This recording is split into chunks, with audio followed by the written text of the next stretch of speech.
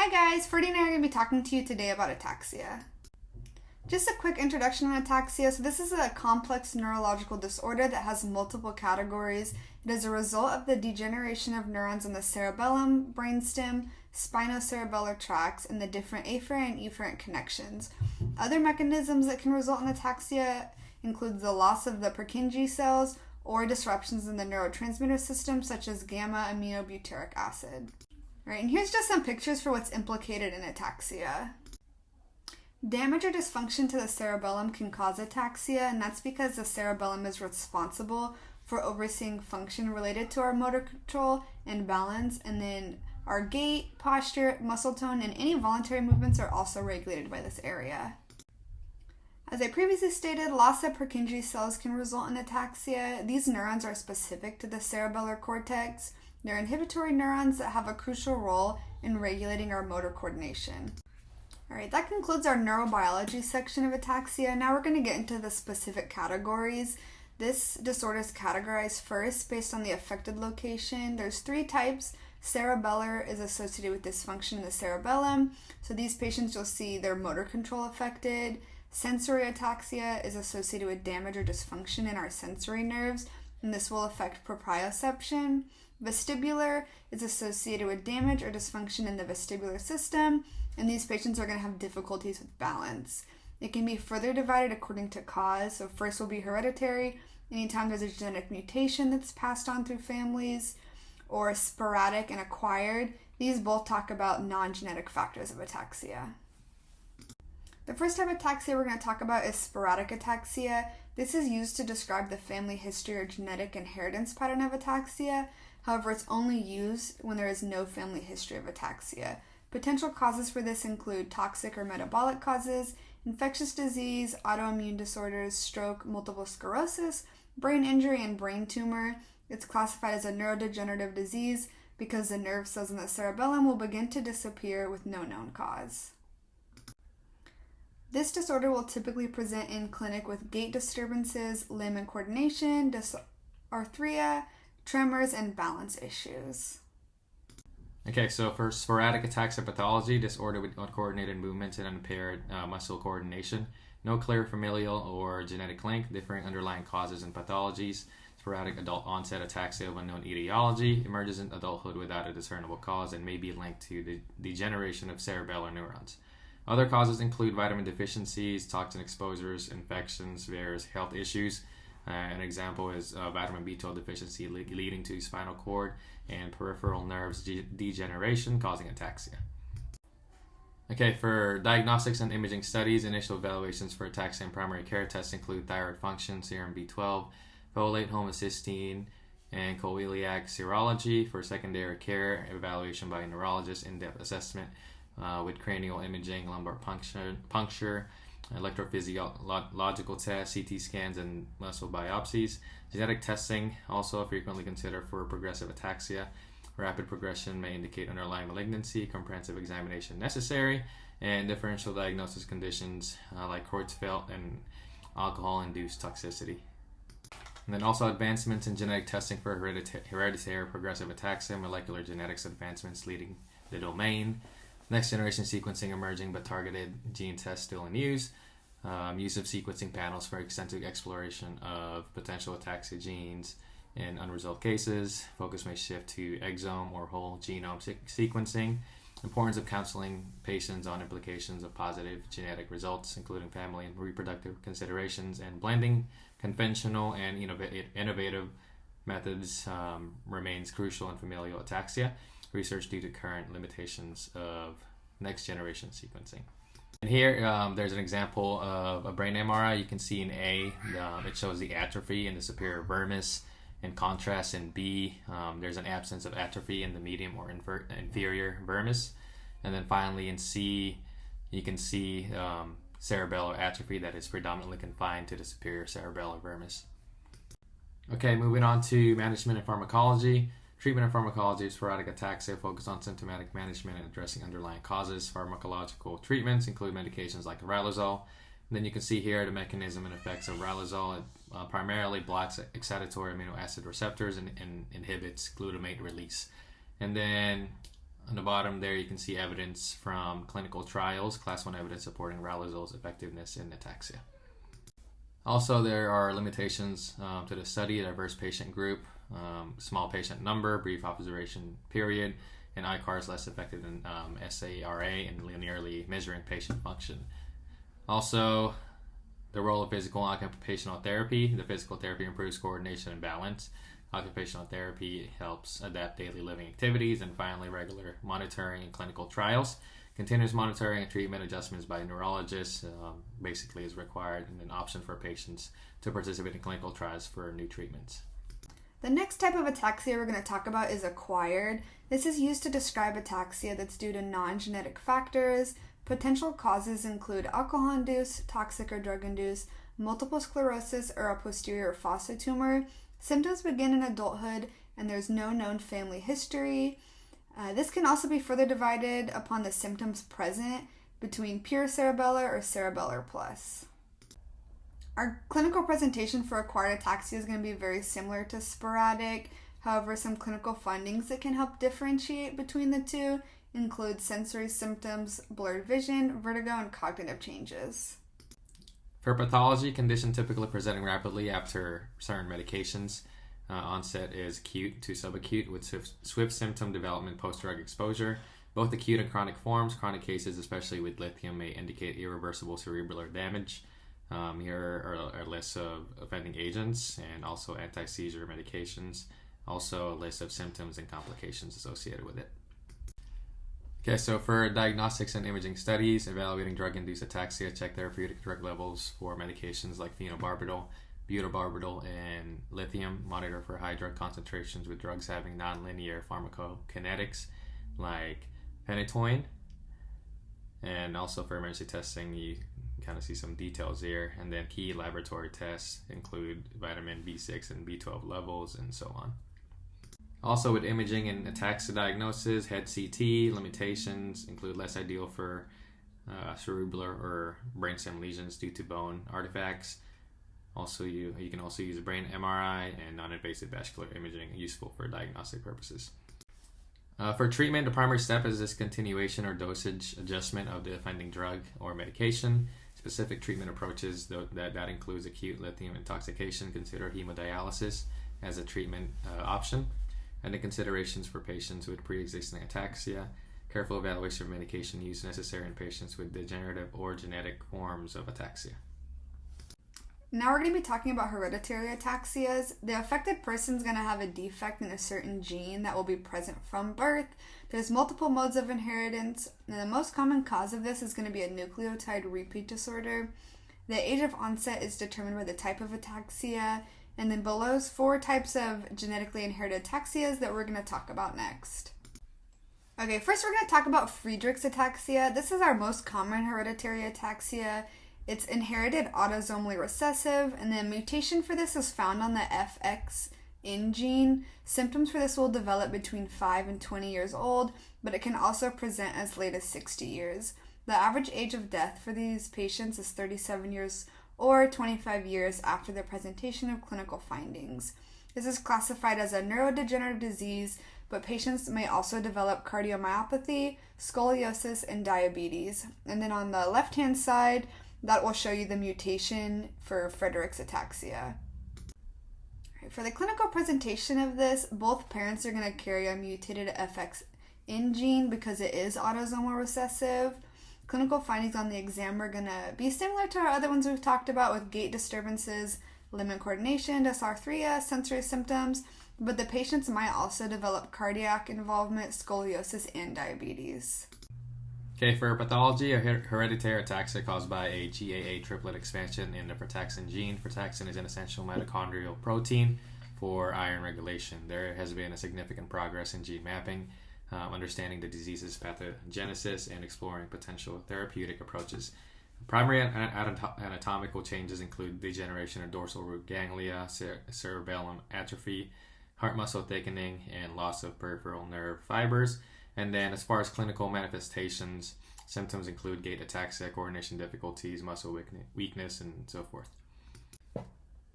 Okay, so for diagnostics and imaging studies, the prenatal genetic counseling, these are available for parents of a child diagnosed with Friedreich ataxia.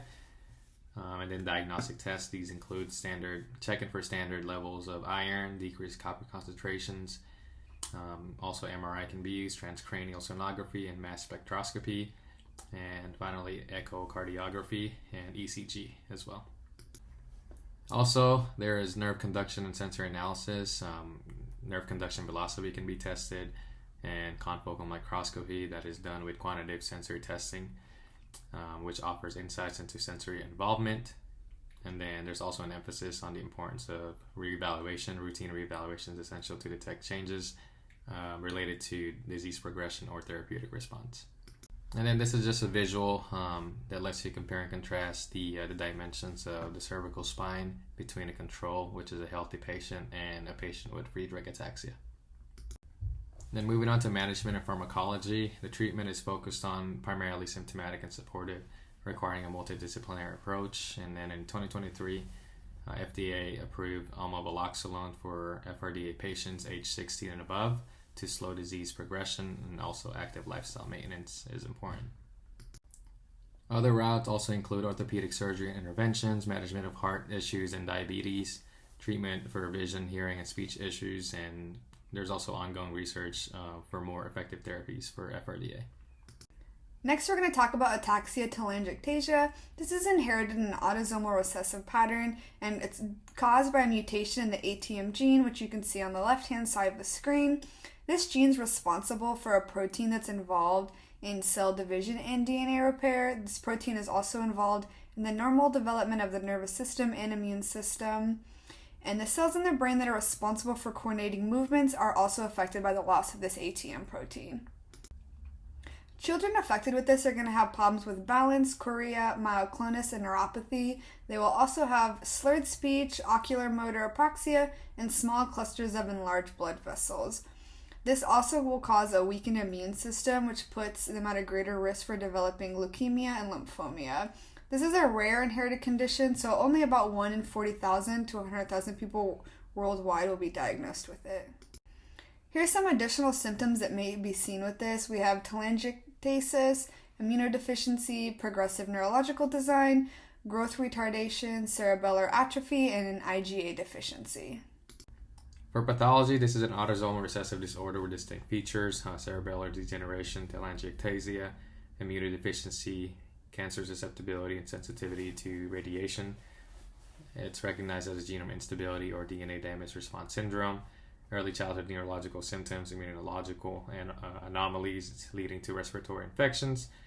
This also comes along with heightened risk of cancers, especially lymphoid origin.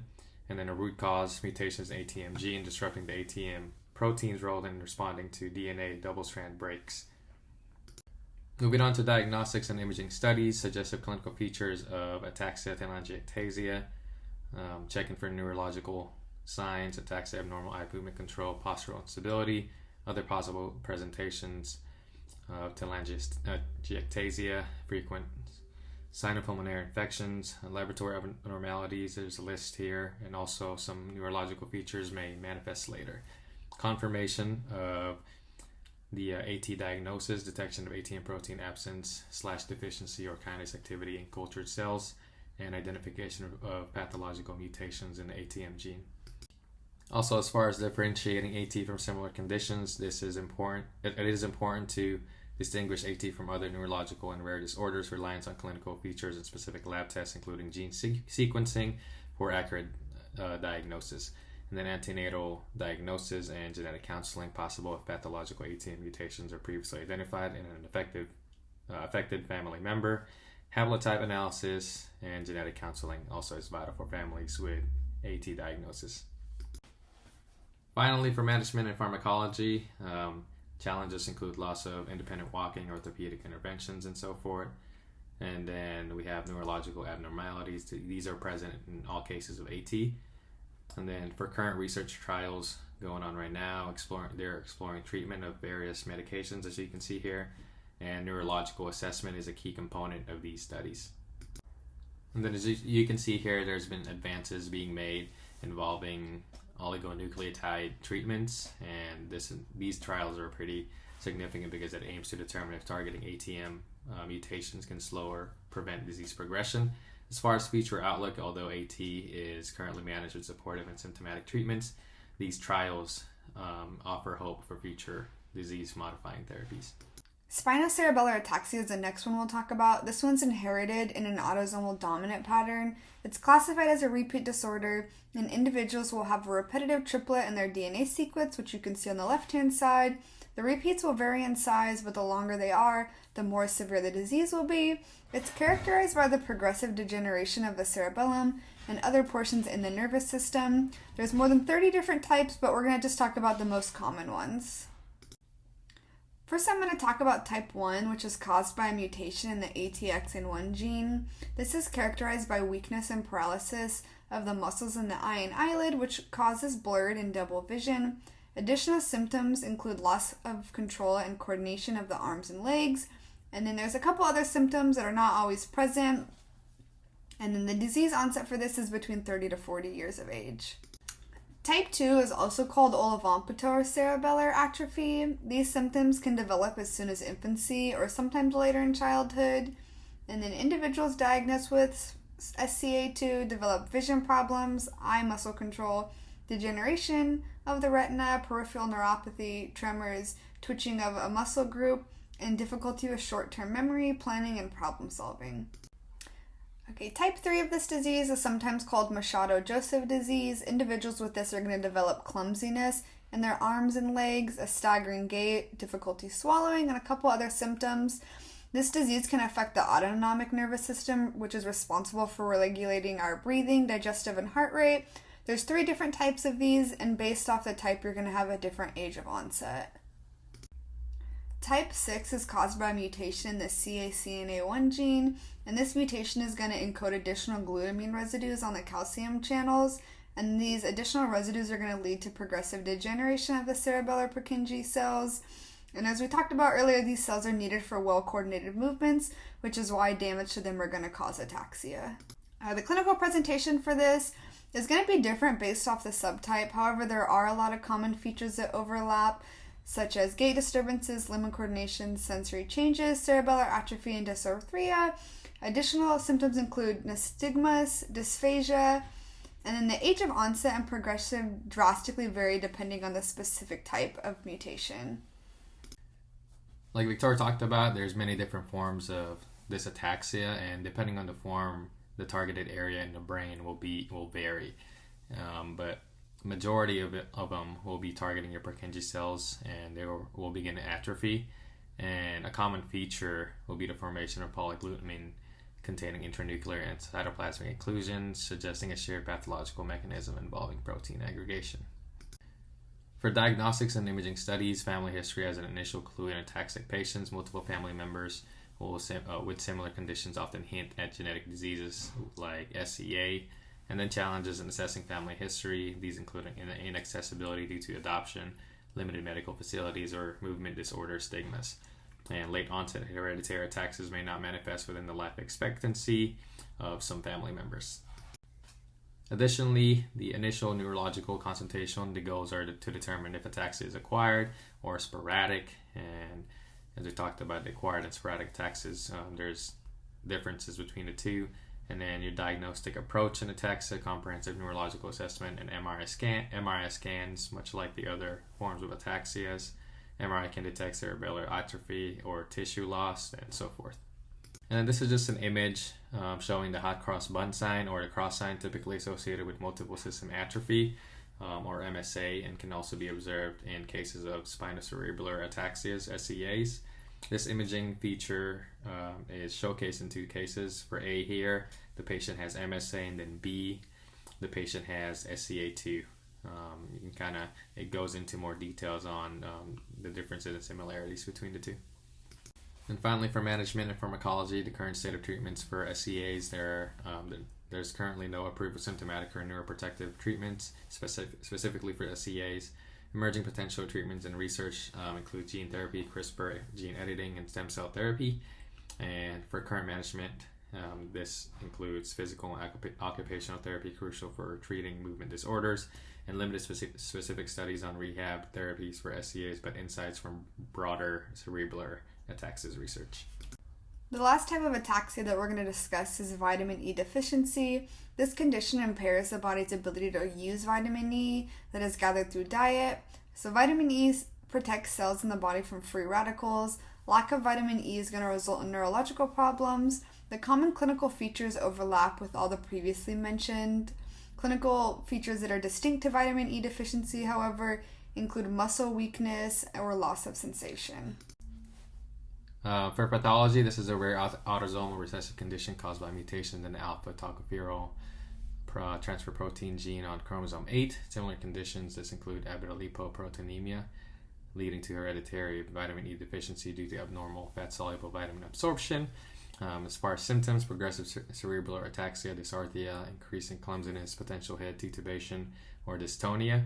Additional effects, peripheral neuropathy and retinal damage causing weakness, and higher prevalence in North African countries. Diagnostics and imaging studies. Currently, there are challenges in terms of lack of universally accepted clinical diagnostic criteria, and diagnosis often based on suggestive findings and clinical characteristics. As far as clinical characteristics, onset typically between ages 5 and 15. Symptoms include gait ataxia, hand clumsiness, dysdiadochokinesia, however you say that, head titubation, and motor neuron involvement. And supportive laboratory findings, key indicators, very low plasma vitamin E concentration, normal range varies across labs, and so forth. In terms of electrophysiologic findings and neuroimaging, no unique electrophysiologic findings associated with ataxia vitamin E deficiency, though some changes in somatosensory evoked potential is noted. Neuroimaging may show cerebellar atrophy in about half of the cases. Family history and inheritance patterns often consistent with autosomal recessive inheritance. Also, the absence of known family history does not exclude the possibility of the ataxia. Finally, for management pharmacology, here's a list of effects of vitamin E supplementation on neurological symptoms. The importance of early supplementation, treatment for ataxia with vitamin E deficiency. The recommended treatment is a lifelong regimen of high-dose oral vitamin E. Early intervention can help reverse some neurological symptoms as well, including ataxia and cognitive decline. And then some factors influencing prognosis, the timing of supplementation and age at onset of vitamin E deficiency, for example. And that's all. Thank you.